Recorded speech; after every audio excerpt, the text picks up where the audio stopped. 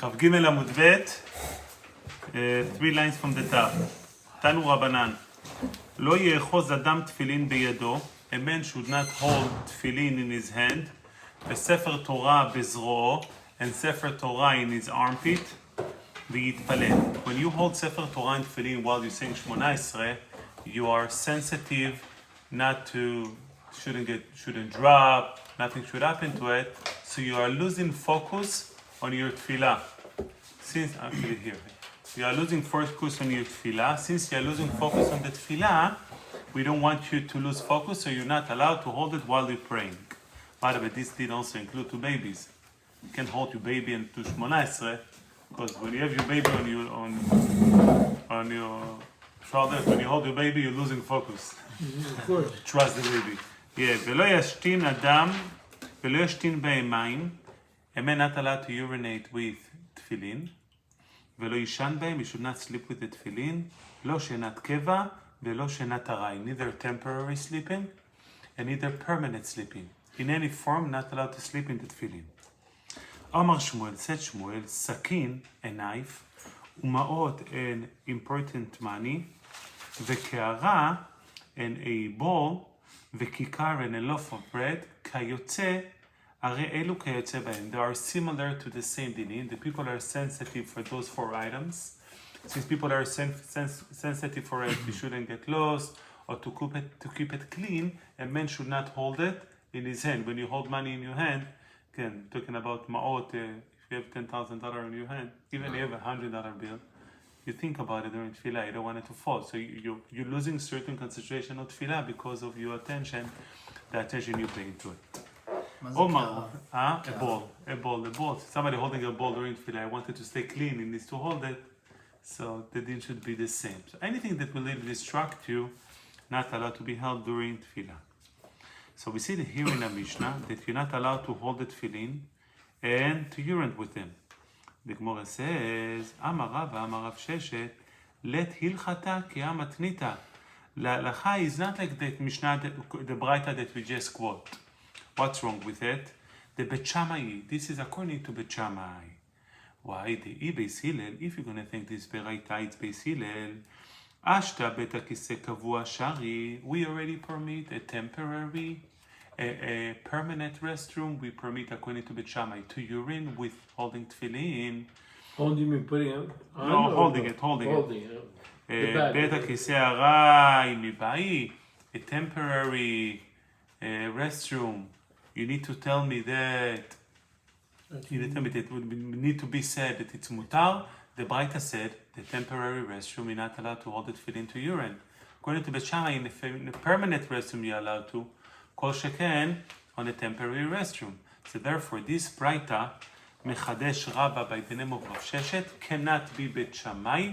It must be, cannot be, Bet Hillel. It must be Bet Shammai. The Gemara question, מיטיבי, דברים שהתרתי לך כאן, אסרתי לך כאן. We said in the Braita that things that I permit you in one place, I prohibit you in another place. The Gemara says, my love, tefillin, isn't referring to tefillin. This is a general Braita. Something that I permit you in one place, I prohibit you in another place. Isn't referring to tefillin. And you see the tefillin, and even though I permit it to you in a permanent restroom, I prohibit it to you in a temporary restroom. If you're going to say that our Braita is according to Beis Hillel, then this sentence fits in. Hetarti lecha kan kavua, what I permit you in a permanent restroom, yet asarti lecha kan beta kisei arai, I prohibit in a temporary restroom. So that will make sense. Where did we bring this quote from? What? Where is the quote coming from? I think this quote, I'm not sure if it's the end of that Braita, or it's a separate Braita. Either them or separate Braita. So if you're going to say Beis Hillel, this line fits in. What I prohibit you, I permit it to you in a permanent restroom, I prohibit you in a temporary restroom. אלא היא אמרת בית שמאי, If you're going to say it's Bishamai, halo sharu velo midi. If you're going to say a Braita it's Bishamai, Bishamai didn't permit anything. According to Bishamai, neither in a permanent and a temporary restroom are men allowed to hold the tefillin. So can we say, based on this line, that our Brasta must be Beis Hillel? Because if it's Bishamai, these words don't fit in. So I think, Uriah, to answer your question, I think it's a continuation of that Braita. Rabbi, can you just clarify the difference between a temporary and a permanent restroom again? Very good. A permanent restroom, it's a stall, it's a toilet. A toilet that you can sit on. Temporary restroom is like in something a field. in a field, anywhere that you I just want stand. to make sure. Right. Okay.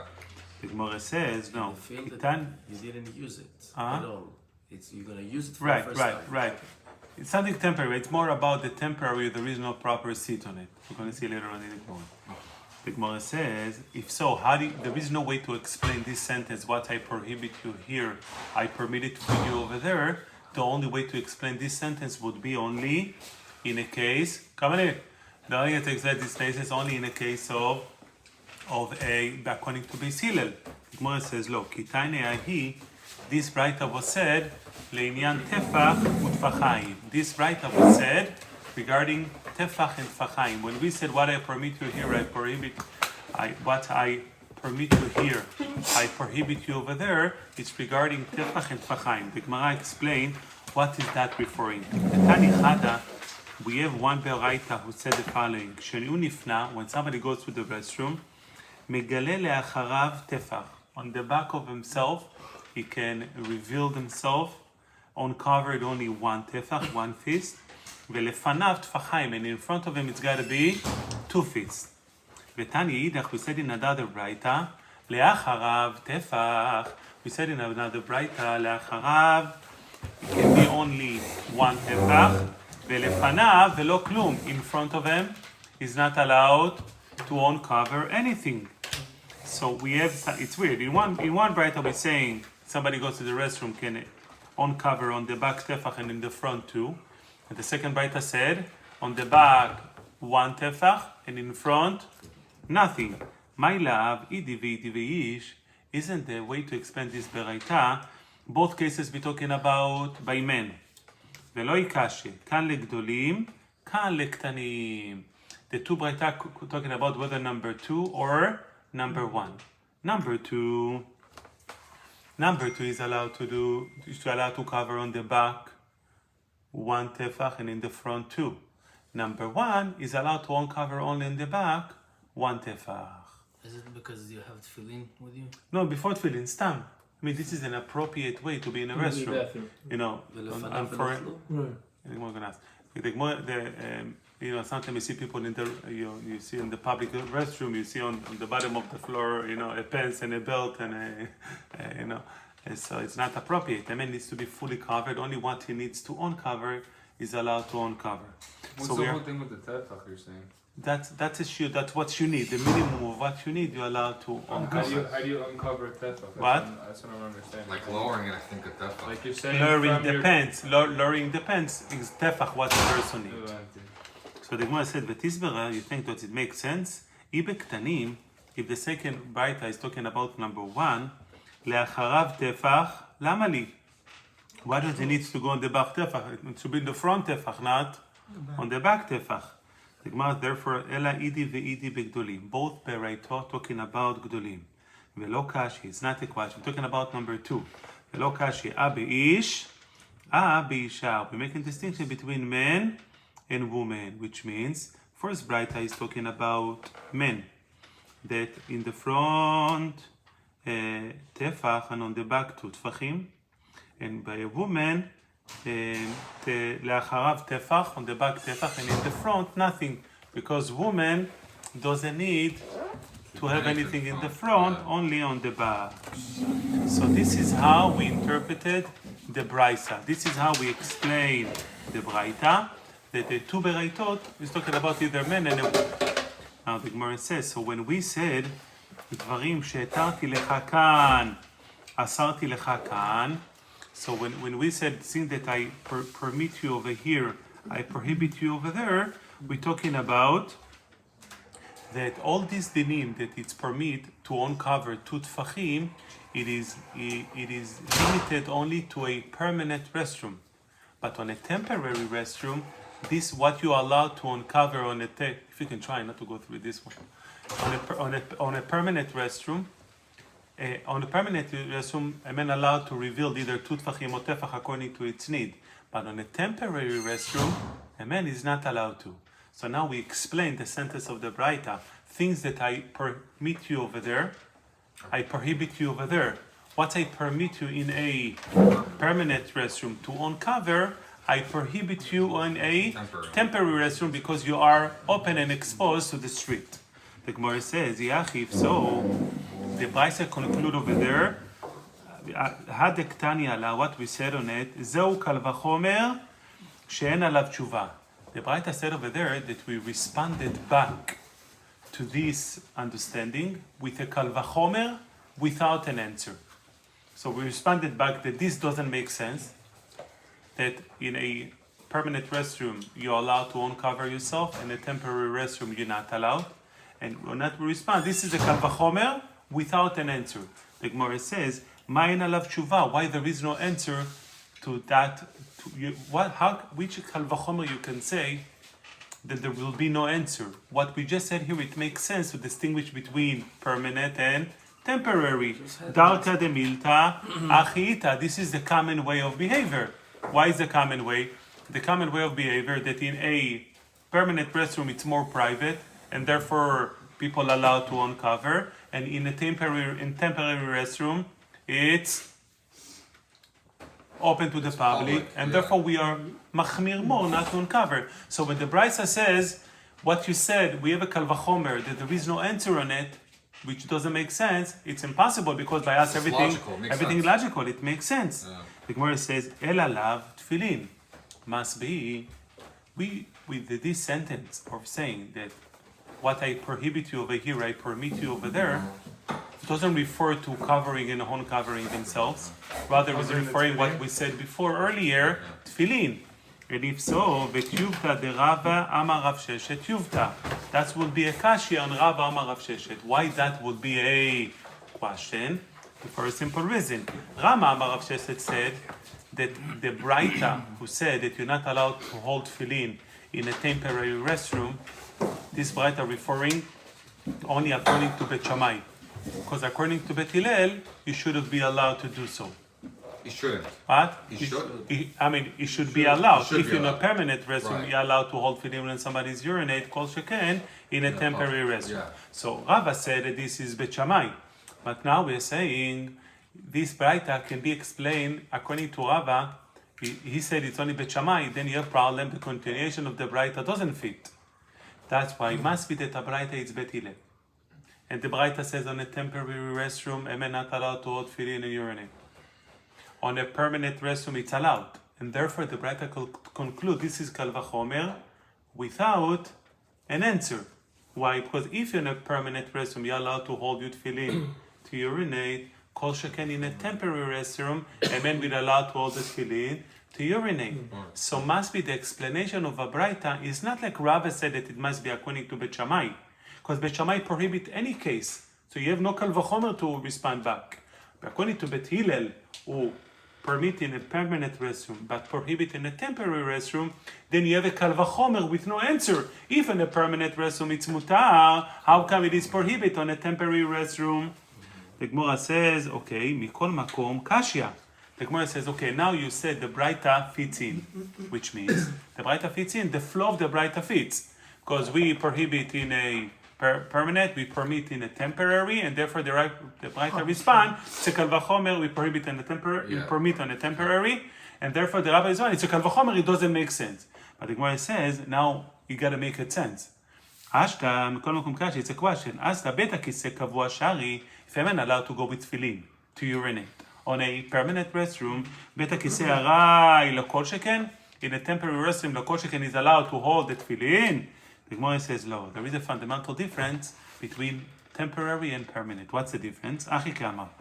Beta kiseh kavua, on a permanent restroom, there is toilet. So people are sitting on it. Therefore, the leika nitzotzot, nothing sparkling out of the restroom. Therefore, it's mutar. בית הכיסא ארעי, a temporary בית הכיסא, דאיקה ניצוצות. When somebody's urine on the floor, there are sparks, splashes coming out of the... That's why we are more מחמיר on a temporary one. Asri. Therefore, we are more מחמיר. The Gemara asks, if so, why did the Braita conclude, Amai en alav tshuva? You said this is a kal vachomer with no answer. It doesn't make sense. Tshuva malta, we have a good answer over here that the temporary one has splashes versus a permanent one.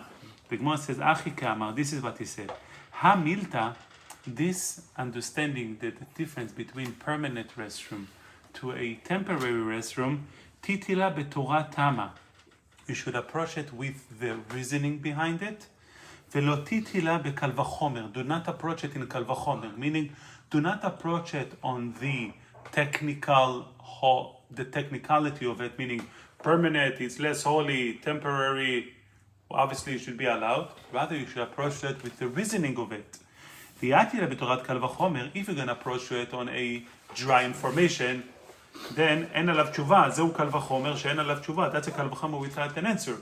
Because the approach to it as a kal vachomer, it doesn't make sense. How come in permanent one you're allowed to, and in the temporary one you're not allowed to? But if you approach it with the reason of it, then you have no question. Yeah, but what? By permanent one, there is no problem of splashes, and therefore it's okay to hold tefillin. But on a temporary one, that you have problem of splashes, therefore, a man not allowed to hold tefillin. But why not address the root cause of why we even hold it in the first place? We said in the beginning, yesterday, that the reason we hold it is so that people don't steal it. Yeah. Right? So why not address that in the first place? Because, I mean, if you're out in public, someone could also take your tefillin. No, so Chazan, therefore you shouldn't hold it in your hand. That's it. You should cover it. Here we're talking about covering it. Cover. We said that in a restroom, we said yesterday you're allowed to hold it on cover, meaning wrap it up and hold it. Here we said, if you want to hold it, you got to cover it to urine. Because of the splashes, we are more machmir. Gotcha. Tanu Rabbanan. Interesting הלכה. הרוצה להיכנס לסעודת קבע, anybody want to answer to a permanent meal, מהלך 10 פעמים, because it's not appropriate, the Rambam also said, before a meal, a man should go out to the restroom. Always should clean his body. And during a meal, it's not appropriate to go to the restroom, to number 2. Because you see, you're part of the meal. You don't live for 10 minutes left. And so therefore, before a meal, אני רוצה להיכנס לסעודת קבע, מהלך 10 פעמים, he needs to walk 10 times a distance of 4 אמות, which is 6 feet, 10 times, or the opposite, 4 פעמים, 4 times, י' אמות, 10 אמות, he should walk 4 times, 10 אמות, ויפנה, then he should go to the restroom, ואחר כך נכנס, then he should go into the meal. אמר רבי יצחק, הנכנס לסעודת קבע, somebody goes to a permanent meal, חולץ תפיליו, he needs to take off את תפילין, ואחר כך נכנס, it's mutar to eat food with tefillin, but if somebody goes to so if you want to eat borekas in tefillin, you're allowed to, but if somebody go to a meal because he might going to get drunk, אולי הוא ישתכר, and therefore on a permanent meal, a man needs to take off his tefillin. Gemara says, "Upliga de Rav Chia." He's arguing. That's arguing on Rav Chia. Dama Rav Chia. Rav Chia says, "Menichan l'shulchano, v'chen natur lo." Rav Chia says that he should, when a man goes to Sudat Keva, he should take off the tefillin. Back then, they used to have tefillin all day long. He should place it on the table, and that's the right thing for him because after he finish eating, he can put the tefillin, put it back up. The Gemara says, "Ve'ad deimat," until when he should stay without tefillin. Amar Rav Nachman bar Yitzchak, kan zman bracha. When it's time come for berkat Hamazon, then we know he's not drunk anymore. Then he can put the tefillin again. So he doesn't need to wait after berkat Hamazon to put back the tefillin. Rather, we can put it right before the bracha. Every time? Yeah. Real meal, it's drinking, אחי, לא cola. Okay. תני חדה בסני one ברייתא, צורר אדם תפילין, ima'otav be'av karsuto. A man allowed to put the tefillin together with the bag. You can put on the same bag tefillin and money together. Betani Yidach, another brayta says, lo yatzur. He's not allowed to put money and tefillin on the same place. The Gemara says, lo kasha. It's not a question. Had the azmene? The lo azmene. Depends. If he designate this bag to be only for tefillin, then he's not allowed to put money inside. It's only for tefillin. But if he didn't designate it for tefillin, you just have a whiskey bag that you put your stuff, then you can put both of them together. דאמר רב חיסדא, רב חיסדא, מה אתה אומר? כן. דאמר רב חיסדא, I סודרא דתפילין, the covering for the tefillin, דאזמני, if you already designated למיצר בתפילין, to wrap in a tefillin, צר בתפילין, if you wrap in a tefillin, אסור למיצר בפשיטה, you're not allowed to wrap with it coins, you're not allowed to wrap with it money because you already designated for tefillin. Now is machmir, azmenei velo tzarbei, even if he designated, he didn't even use it at once to put tefillin, or tzarbei velo azmenei, or he wrapped with it and he didn't designate it, I'm just correcting myself. So if he designated, he didn't use it, or use it and didn't designate it, there is no kedusha yet, and therefore, shari lemitzar bezuze, you're allowed to put money on it. So if you have a tefillin bag, you buy from the store that designated for tefillin. If you want to put money, you can before You put the you put the tefillin. After you put the tefillin, you stop. According to Abba, they hold that even designating, it's already making it kadosh without the use. He will hold azmenei afal gav de lo tzarbei. If he designated, even if he didn't use it yet, it's still asur to put money.